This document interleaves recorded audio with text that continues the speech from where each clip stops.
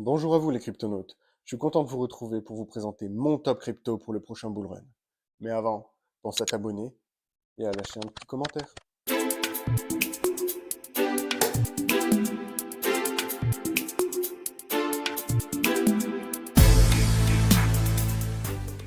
La vidéo va s'articuler autour de 3 points.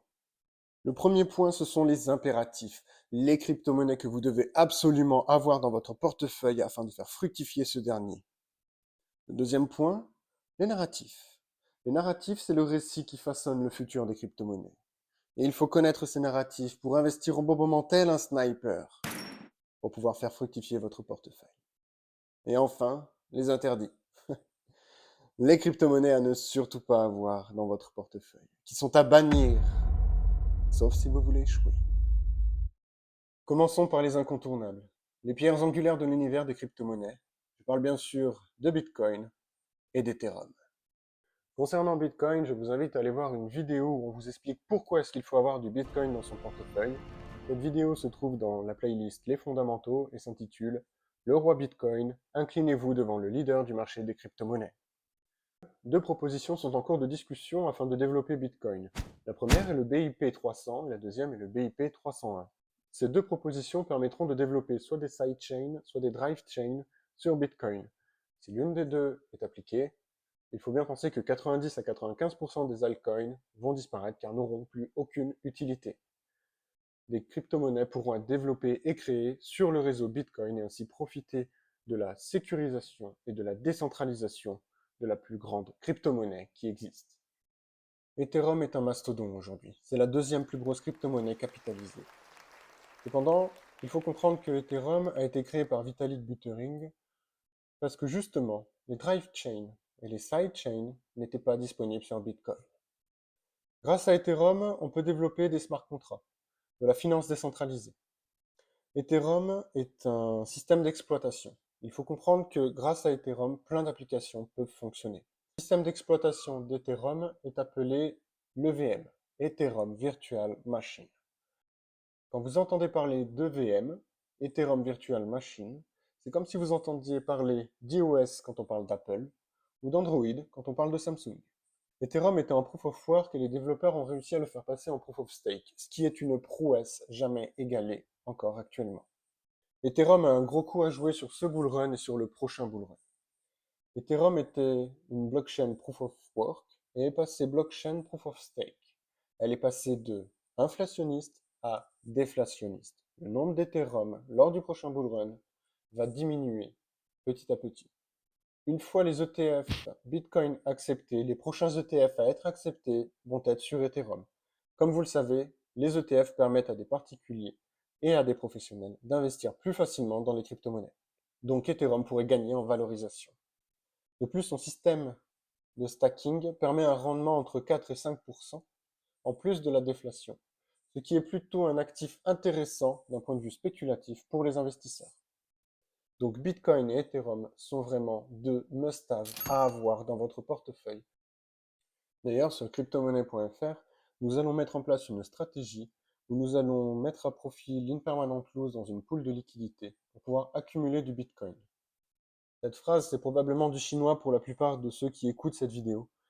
Mais sachez que sur cryptomonnaie.fr, nous allons mettre en place cette stratégie et notre tutoriel va vous permettre de comprendre cette stratégie, de savoir pourquoi nous la mettons en place, de comprendre l'impermanent loss et de comprendre tout ce qui est lié à la finance décentralisée.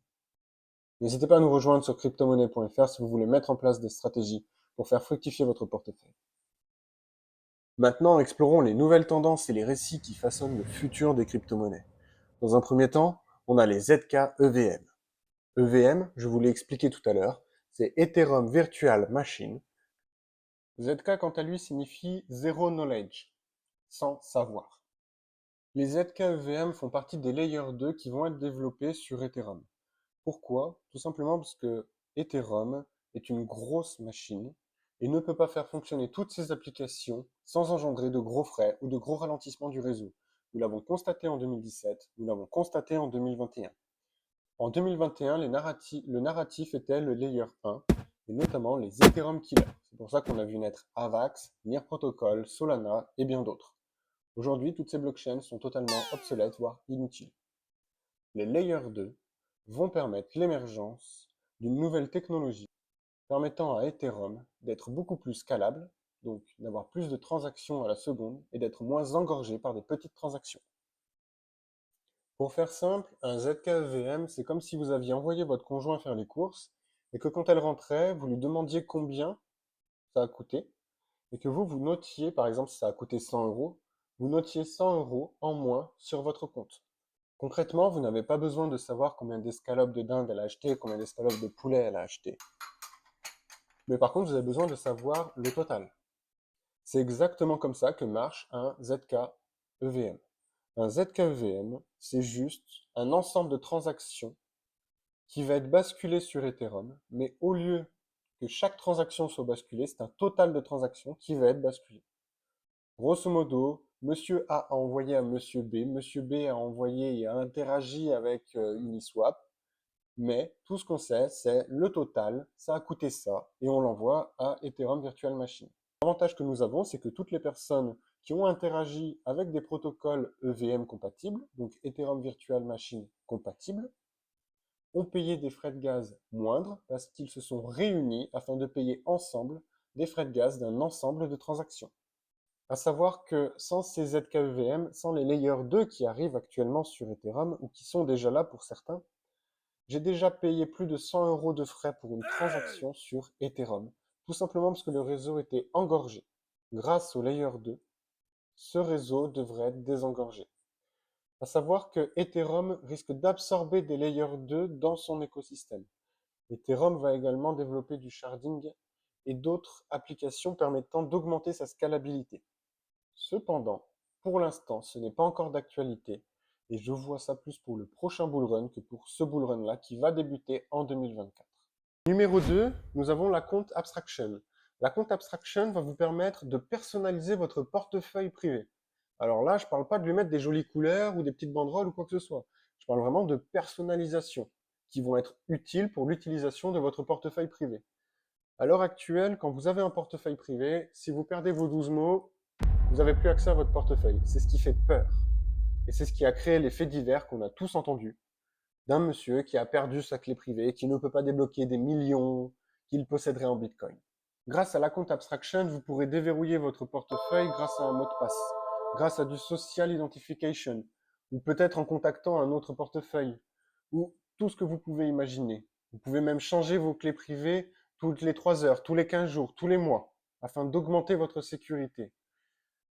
Grâce à la compte abstraction, vous pourrez utiliser des layers 2 Ethereum de type Optimist, de type ZK-Sync, de type Arbitrum, tout en payant les frais de gaz demandés avec de l'Ethereum, avec du Bitcoin ou avec toute autre crypto-monnaie. Il faut bien vous dire que c'est une petite révolution dans le sens où l'adoption de masse pourrait passer par la compte abstraction. On pourrait créer des applications via la compte abstraction qui permettraient à des personnes lambda d'utiliser la blockchain sans forcément avoir les peurs que l'on a lues jusqu'à présent. Sachez que deux crypto-monnaies réunissent ces deux premiers narratifs, le ZKEVM et la compte abstraction. Ces deux crypto-monnaies sont ZK-Sync et Starknet. Je suis particulièrement ces projets sur leurs avancées et leurs tokenomics pour savoir si elles pourront rentrer ou non dans mon portefeuille de crypto-monnaies. Le prochain narratif que je vais vous expliquer est le Perpetual Trading Dex. Le Perpetual Trading Dex est entre la plateforme centralisée et la plateforme décentralisée.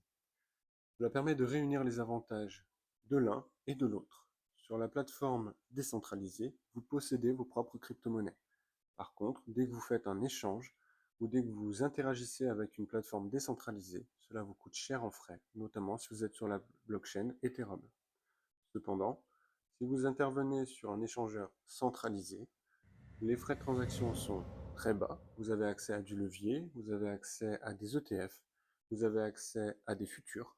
À savoir par contre que sur les plateformes centralisées, les crypto-monnaies qui sont sur la plateforme ne vous appartiennent pas. On peut parler d'FTX. Quand la plateforme s'est effondrée, toutes les personnes qui avaient des crypto-monnaies sur cette plateforme n'ont plus rien actuellement. C'est un narratif qui est très intéressant pour les traders, puisqu'ils vont pouvoir interagir avec des plateformes centralisées tout en possédant leur propre crypto-monnaie. Les deux perpetual DEX les plus connus sont GMX, qui est sur la blockchain Arbitrum, et DYDX, qui est sur la blockchain Ethereum. Mais vous avez également MetaVault Trade avec son token MVX et Vela Exchange avec son token Vela. Comprenez bien que ces plateformes sont décentralisées, à contrario des plateformes centralisées type Binance ou Coinbase, qui ont des difficultés face à la justice américaine ou à la justice européenne. Les plateformes décentralisées passent à travers la réglementation actuelle pour pouvoir se développer. Cela ne m'étonnerait pas que, à terme, les régulateurs puissent émettre des lois face aux échangeurs décentralisés. Le dernier narratif que nous allons voir est le narratif de l'intelligence artificielle, qui se marie particulièrement bien avec la décentralisation et les crypto-monnaies. Une intelligence artificielle, pour être fonctionnelle et être très performante, a besoin de puissance de calcul, a besoin de gérer beaucoup de données et a besoin d'espace de stockage. En liant l'intelligence artificielle à la blockchain et à la décentralisation, on peut minimiser les coûts et augmenter la capacité. Les intelligences artificielles, comme ChatGPT, coûtent environ 700 000 $ à la journée d'entretien. En décentralisant l'ensemble des besoins de l'intelligence artificielle, on diminue ainsi les coûts et on augmente la puissance. Mais le plus gros avantage lié à une intelligence artificielle à la décentralisation est la résistance à la censure. Les différents discours de ChatGPT sur le Bitcoin, sur les crypto-monnaies, sur Joe Biden, sur Donald Trump, ont évolué au cours du temps. Non pas parce qu'il a échangé avec des personnes, mais parce que ses créateurs ont été contraints à censurer ChatGPT.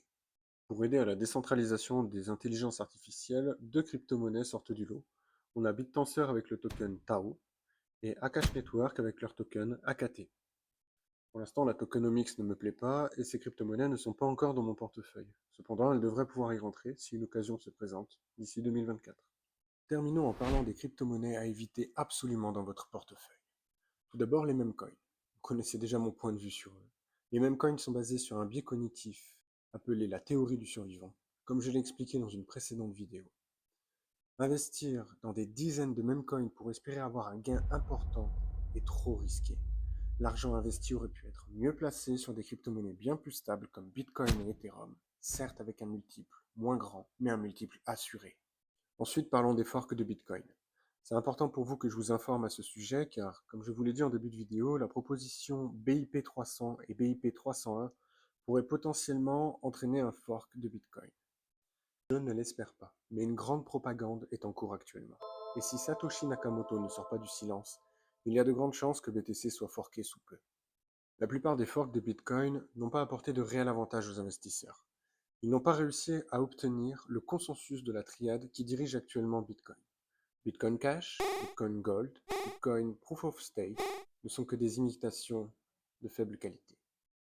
En ce qui concerne les tokens de plateforme, BNB est une exception car il est étroitement lié à Binance, mais même si Binance ferme ses portes, le BNB continuera à fonctionner à travers sa blockchain. Cependant, d'autres tokens de plateforme n'ont souvent aucune utilité en dehors de l'écosystème de leur plateforme. Par exemple, FTT survit principalement grâce à la spéculation. Et si des plateformes comme BitGate, Bitpanda ferment, à quoi vous serviront les tokens? Franchement, pas à grand chose. Vous risquez juste de tout perdre.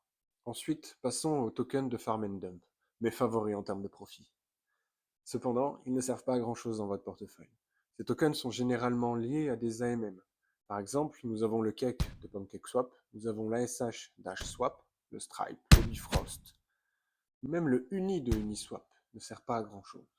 Ce sont souvent des récompenses pour fournir de la liquidité dans les pools. Les rendements sont élevés parce que vous recevez des tokens de gouvernance de la plateforme en retour, mais c'est tout. Personnellement, je vends ces tokens dès qu'ils arrivent sur mon portefeuille en échange du token que je mets dans la pool. Cela fait partie de la plupart de mes stratégies DeFi pour maximiser ma rentabilité. Et souvent, on vous vend ces tokens comme des tokens de DAO, des tokens de vote. Mais sachez que votre portefeuille ne pèse pas bien lourd comparé à ceux qui accumulent massivement ces tokens pour attirer les liquidités dans leur pool. Il n'y a qu'à voir ce qu'il s'est passé suite au hack de Curve. Le gérant de Curve a dû vendre énormément de Curve, de CRV, à des concurrents qui vont pouvoir voter pour attirer les liquidités sur leurs tokens. Et enfin, Méfiez-vous des opportunistes de la narration. Bien sûr, on a eu une grande vague de l'IA en début d'année. C'est pour ça que j'ai mis les tokens qui surfent sur la vague de l'IA. Mais sachez que dès qu'il y a une hype, il y a des opportunistes. En début d'année, on a vu l'essor de l'IA et beaucoup ont rapidement créé des projets, des tokens pour surfer sur cette tendance. On a eu Dodge IA, ChainGPT. Ce sont des exemples de tokens inutiles qui peuvent mettre en danger votre portefeuille en proposant des produits et des mises à jour qui ne fonctionnent même pas. Par exemple, récemment, on a eu le Shibarium, un projet qui a bloqué environ 30 000 ETH qui sont totalement irrécupérables aujourd'hui. À chaque hype, il y a des opportunités.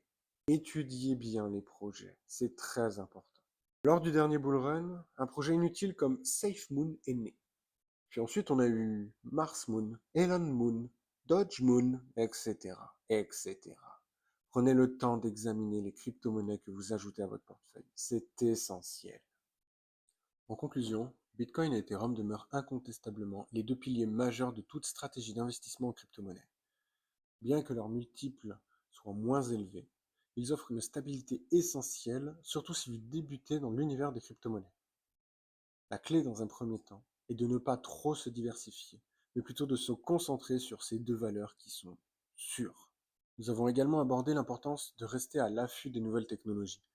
J'ai évoqué des exemples concrets comme Starknet et Zk-Sync, deux géants Layer 2 qui arriveront prochainement. Toutefois, je tiens à souligner qu'avant d'investir aveuglément dans des projets parce que quelqu'un vous en a parlé, il est impératif de prendre du recul et de scruter attentivement leur modèle économique, ce qu'on appelle la tokenomics. Le secteur de l'intelligence artificielle regorge également de projets prometteurs en cours de développement. J'ai omis d'aborder le narratif de l'identité décentralisée qui est pour moi un narratif qui devrait arriver soit sur ce bull run, soit sur le prochain bull run. Cependant, il est crucial de comprendre que tous les projets exigent une vigilance constante et d'investir du temps dans cette recherche. Cette démarche fait partie intégrante de mon quotidien. J'ai passé en revue plus d'une centaine de projets, développé des indicateurs de méfiance, ce que j'appelle des red flags, pour éviter des projets douteux. Investir dans les crypto-monnaies est une profession qui me passionne et je suis conscient que la plupart d'entre vous n'ont pas le loisir de passer des heures, vraiment des heures, à décortiquer des white papers et à étudier des tokenomics. C'est pourquoi j'ai créé cryptomonnaie.fr. Cette plateforme vise à aider les personnes souhaitant s'initier au monde de la crypto-monnaie sans y consacrer une quantité astronomique de temps. Je vous informe dès que j'actualise une stratégie en vous expliquant pourquoi celle-ci est pertinente. En quelques minutes par semaine, vous accomplirez le travail équivalent à des dizaines d'heures de recherche. Alors je remercie sincèrement ceux qui se sont déjà inscrits sur la plateforme et avec qui je partage tous mes secrets en temps réel. N'oubliez pas les cryptonautes. Rendez-vous to the moon.